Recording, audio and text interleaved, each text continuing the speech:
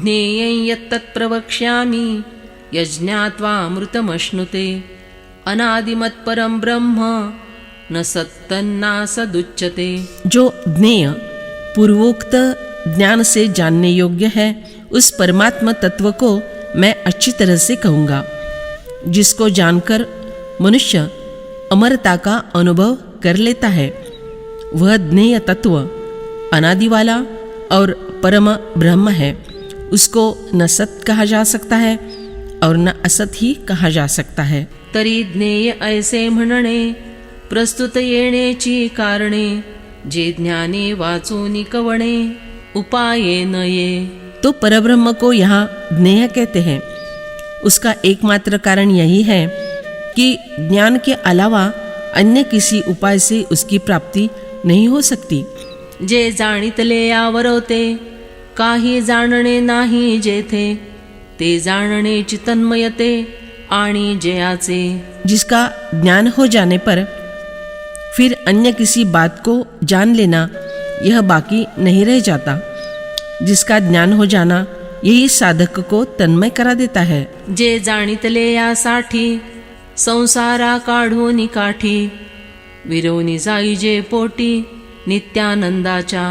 जिसका ज्ञान हो जाने पर साधक संसार को तीर पर रखकर शाश्वत आनंद के गर्भ में विलीन हो जाता है। वस्त्र तीर पर रखकर अपनी इच्छा भर जल क्रीड़ा करता है। मूल पाठ दीपिका। तरी ज्ञेय गायसे आदिची जेयानसे परब्रह्म आपैसे नाव जेया। वह ज्ञेय ऐसा है कि जिसे आरंभ नहीं है, जिसका स्वाभाविक नाम परब्रह्म है।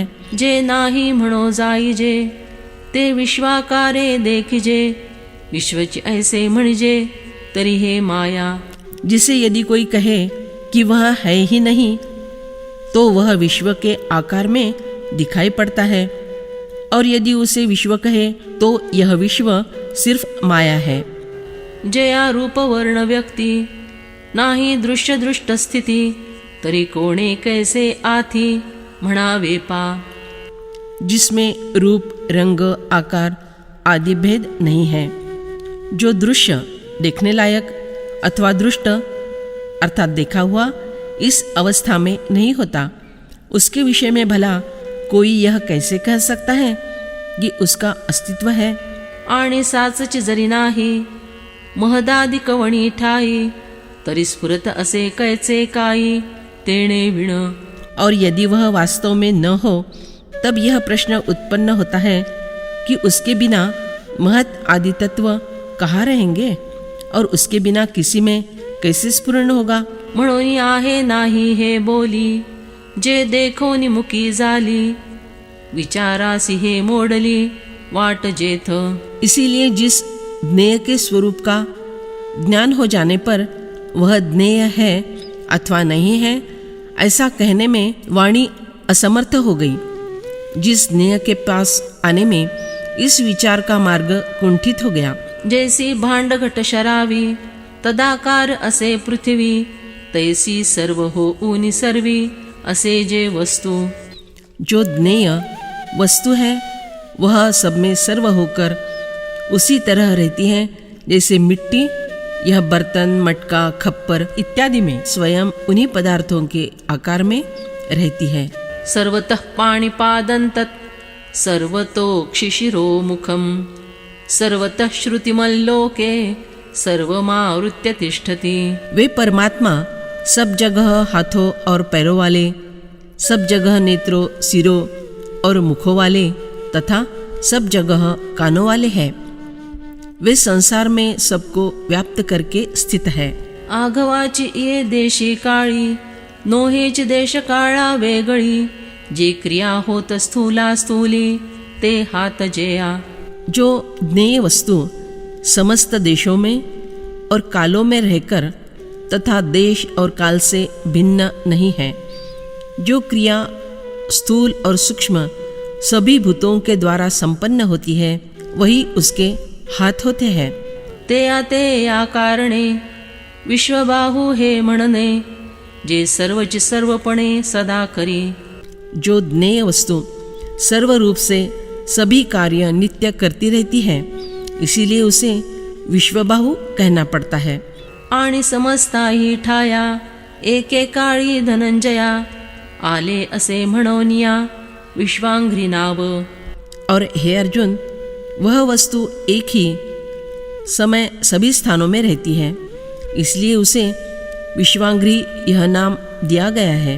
पैसविते या आंग डोळे, नाही तवेगळ वेगळे, तैसे सर्व द्रष्टे सकळे, विश्वरूपे जो। देखो, सूर्य के ये अंग, ये आंखें, ऐसा कुछ अलग अलग नहीं रहता। उसी तरह जो वस्तु अपने विश्व रूप से संपूर्ण जगत देखने वाली होती है। म्हणोनी विश्वतश्चक्षु, हा अचक्षुच्या ठाई पक्षु, बोलावे या दक्षु, जाला वेदू। इसलिए नेत्र रहित ब्रह्म वस्तु को विश्वतश चक्षु नाम से संबोधित करने के लिए वेद सावधान हो गया। जे सर्वांचे याही वरी, नित्य नांदे सर्वाशिरी, ऐसी स्थिति विचारी विश्वमूर्धा। समस्त अवयवों में श्रेष्ठ ऐसे सभी के मस्तकों में जो विचार रूप से नित्य वास करता है, इस अवस्था के कारण जिसे अर्थात ब्रह्म को विश्वमूर्धा कहते हैं।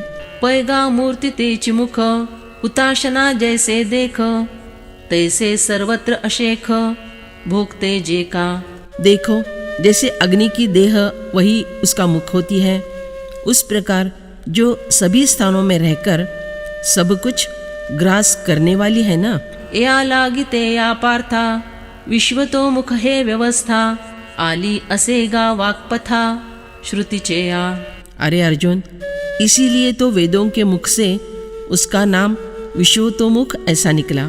आणि सर्वत्री गगन, जैसे असे संलग्न, तैसे शब्द जाती कान, सर्वत्र जया। और जिस प्रकार आकाश सभी स्थानों में ओतप्रोत भरा रहता है, उसी प्रकार हर एक शब्द के स्थान पर उसके कान होते हैं। या लागी आम्ही ते आते, म्हणो सर्वत्र ऐकते, एवं सर्वपणे सर्वाते, आवरूनी असे। इसलिए उसे हम सब स्थानों में सुनने वाला कहते हैं। इस प्रकार से वह ज्ञेय वस्तु सर्वरूप होकर सभी को व्याप्त करके रहती है। तू सर्व की सर्व तुझ्याची पोटी। 11:40 सर्व झाकूनी उरे, अर्थात 13:13 गीताई चिंतनिका। वाचूनी हस्तनेत्र पाये, हे भाषकाई तेथ आहे, सर्व शून्यत्वाचा न होये, निष्कर्षुजे। नहीं तो जो सर्वशून्य है, उस ज्ञेय का वह शून्य रूप है, ऐसा भी निर्णय नहीं हो सकता। उसमें हाथ, आंखें, पैर होते हैं, ऐसी भाषा उसके लिए प्रयुक्त नहीं हो सकती। पै कल्लोळाते कल्लोळे, ग्रासिजत असे ऐसे कळे, परिग्रासिते ग्रास्य वेगळे, असे काही। देखो, हम समझते हैं कि एक तरंग को दूसरी तरंग निगल रही है, परंतु वहाँ क्या निगलने वाली और दूसरी निगली जाने वाली तरंगों में स्वरूपतः कोई भेद होता है? तैसे सर्वत्र चीजे एक, तेथ कैचे व्याप्य व्यापक, परिबोलावे या नावेक, करणे लागे।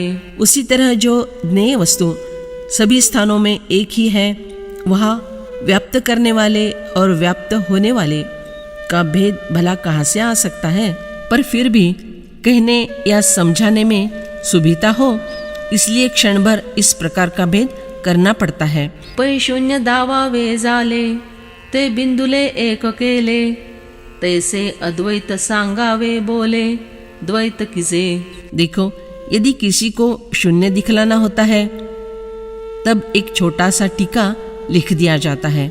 उसी प्रकार यदि अद्वैत शब्दों के द्वारा कहने का प्रसंग आ जाए, तो द्वैत ही बतलाया जाता है। एरवी तरिगा पार्था, गुरु शिष्य संवाद सत्पथा, आडलू पडे सर्वथा, बोलू कुंठे। अरे अर्जुन, यदि ऐसा न किया जाए तो उचित मार्ग से चलने वाले गुरु शिष्य संवाद में बाधा उत्पन्न होगी और बोलना पूर्ण रूप से बंद पड़ जाएगा। म्हणोनिया गा श्रुती, द्वैत भावे अद्वैती, निरोपणा वाहाती, वाट केली। अरे इसीलिए तो वेदों ने अद्वैत का वर्णन करने के लिए द्वैत भाव की भूमिका से निरूपण का राजमार्ग तैयार किया है। तेची आता अवधारी ये गोचरे आकारी, ते ज्ञेय जेथ जिया परी व्यापुनी असे।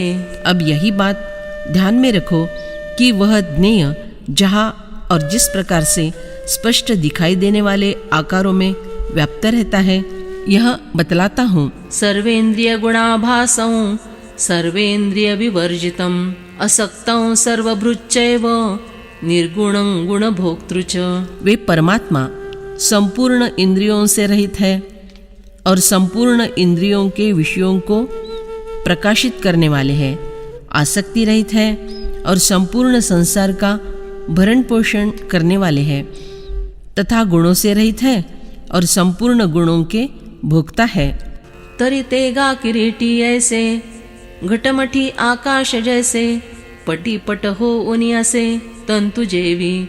हे अर्जुन, तो वह ज्ञेय वस्तु भी सारे विश्वों में ठीक उसी प्रकार व्याप्त रहती है जिस प्रकार गड़ुआ या मटके में आकाश व्याप्त रहता है, अथवा तंतु वस्त्र में वस्त्र रूप होकर रहता है। उदक हो उनि उदकी, रसु जैसा कावलोकी, दीपपणे दीपकी, तेज जैसे। देखो जिस प्रकार रसत्व जल में जल के रूप में रहता है, तेज जैसे दीपक में दीपकत्व के रूप में रहता है। कर्पूरत्वे कापुरी, सौरभ्य असे ज्यापरी, शरीर हो उनि शरीरी, कर्मे जेवी। जिस प्रकार सुगंधत्व कपूर में कपूरपन से रहता है, जिस प्रकार कर्म शरीर में शरीर के रूप में रहते हैं। किंबहुना पांडवा सोनेची सोनेरवा, तैसे जे एया सर्वा सर्वांगी असे। सारांश यह कि हे अर्जुन, चाहे सोने का टुकड़ा हो या चाहे चूरा हो, वह सब सोना ही होता है। उसी प्रकार ज्ञेय वस्तु सभी में और बाह्याभ्यंतर व्याप्त रहती है। परिरवेपणा माझी वडे, तव रवा ऐसे आवडे, वाचूनी सोने या सांगडे, सोने जेवी। परंतु सोना जब तक बारीक रवे के रूप में रहता है, तब तक बारीक रवा ही जान पड़ता है, नहीं तो वह सोना सोने जैसा सोना ही होता है। पैगा वोग उजू वाकुडा, पाणी पाणी पणे सुहाडा, वन्नी आला लोखंडा, लोहा नोहे। हे प्रिय मित्र अर्जुन, देखो प्रवाह का रूप भले ही सरल अथवा टेढ़ा तिरछा हो, पर जल फिर भी जल के रूप में ही रहता है। जब अग्नि लौह में आ जाती है, तप्त लौह रक्तवर्ण का हो जाता है, तब भी अग्नि कभी लौह नहीं बन जाती। घटाकारे वेटाळे, नभगमे वाटोळे, मठी तरी चौफळे, आये दिसे। घड़े के आकार में मर्यादित होने से आकाश गोलाकार दिखाई देता है और घर में का आकाश चौका आकार का दिखाई देता है। परितेते आकार जैसे, नोहिजतिची का आकाशे, जे विकार होनी तैसे विकारी नोहे। परंतु जिस प्रकार आकाश की ओर से उन अलग अलग आकारों को धारण नहीं किया जाता, उसी प्रकार जो ज्ञेय वस्तु है उसमें किसी तरह का विकार दिखाई दे तो भी वास्तव में वह कभी विकार युक्त नहीं होती। मन मुख्य इंद्रिया, सत्वादि गुणाएया, सारिखे धनंजया आवडे किर। हे अर्जुन, जिन इंद्रियों में मन प्रमुख है, उन इंद्रियों के समान और सत्वादि गुणों के समान वह ज्ञेय वस्तु सच में भासमान होती है। पै गुळाची गोडी, नभे बांधे या सांगडी, तैसी गुणेंद्रिये फुडी, नाही तेथ। जिस प्रकार गुड़ की मिठास उसके भेली वाले आकार के समान छोटी बड़ी नहीं होती, उसी प्रकार गुण तथा इंद्रियां, इनका संबंध ज्ञेय के साथ सच में नहीं होता। गुण और इंद्रियां ब्रह्म से ही उत्पन्न हुई है, पर फिर भी ब्रह्म साक्षात्कार से उनका कोई संबंध नहीं रहता। अगा क्षीरा समरसे, घृत क्षीराकारे असे, परिक्षीर नोहे जैसे कपिध्वजा। अरे अर्जुन, जिस प्रकार दूध में रहने वाला घी दूध के साथ एकरूप होकर दूध के आकार में ही रहता है, पर फिर भी उसे वह दूध है ऐसा नहीं कह सकते।